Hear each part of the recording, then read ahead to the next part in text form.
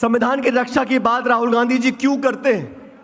ऐसा नहीं है कि भाजपा के लोग नादान हैं, वो संविधान को फाड़ के नहीं फेंक रहे हैं, लेकिन संविधान के जो प्रावधान हैं, संवैधानिक जो संस्थाएं हैं, उनको जानबूझकर नीतिगत तरीके से खोखला करने का काम कर रहे हैं।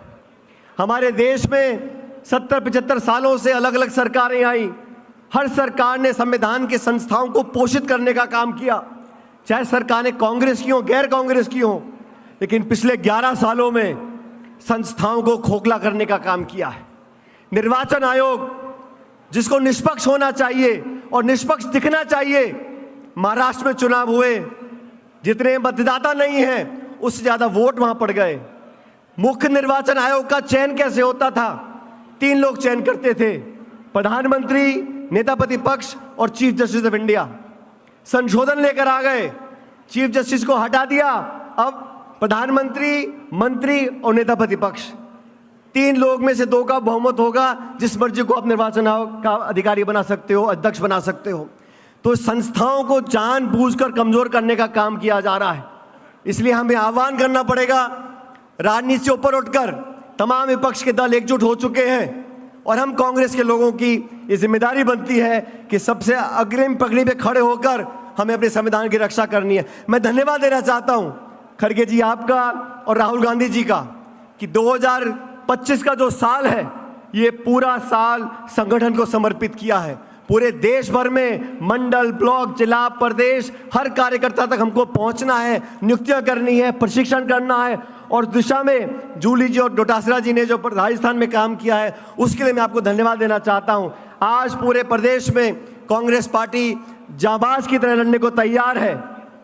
अभी जितेंद्र सिंह जी बोल रहे थे, जो आतंकी हमला पुलवामा में हुआ वो देश पर प्रहार है, ये जाति धर्म बिरादरी की बात नहीं है।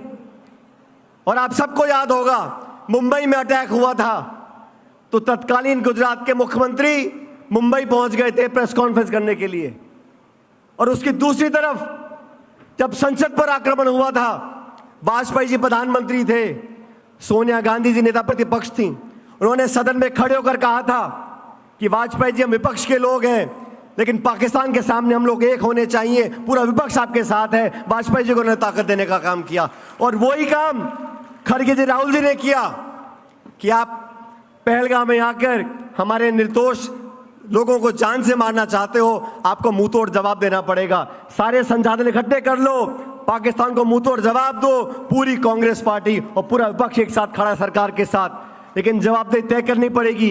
ये चूक क्यों हो रही है, किसकी निगरानी में हो रही है, कौन जिम्मेदार है, इन सब के जवाब हमको मिलने चाहिए।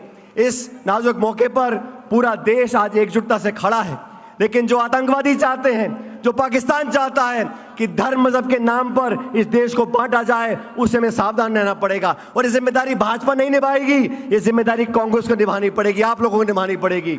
अभी जयपुर शहर के एक भाजपा के विधायक ने क्या तांडव रचा जयपुर शहर के अंदर। पब्लिकली उनको माफी मांगनी चाहिए, भाजपा के नेताओं को, मुख्यमंत्री का बोलना चाहिए कि मैं इस बात से सहमत नहीं हूं। अलग अलग नेता अलग अलग बातें बोलते हैं। आज इस मंच पर खड़गे जी, वेणुगोपाल जी आए, आपको संदेश देंगे। मैं तो उतना ही कहना चाहता हूं कि कांग्रेस का कार्यकर्ता एकजुटता से अगर संघर्ष करेगा तो 3.5 साल के बाद यहां पर कांग्रेस की सरकार बनेगी और 36 कौमों को लेकर आगे बढ़ने का काम हम लोग करेंगे। आप सब यहां पर आए, मुझे बोलने का मौका दिया, और एक बार पुनः खड़गे जी आपका, वेणुगोपाल जी मैं पुनः स्वागत करते हुए अपनी बात को समाप्त करता हूं। बहुत बहुत शुक्रिया। राम राम साहब।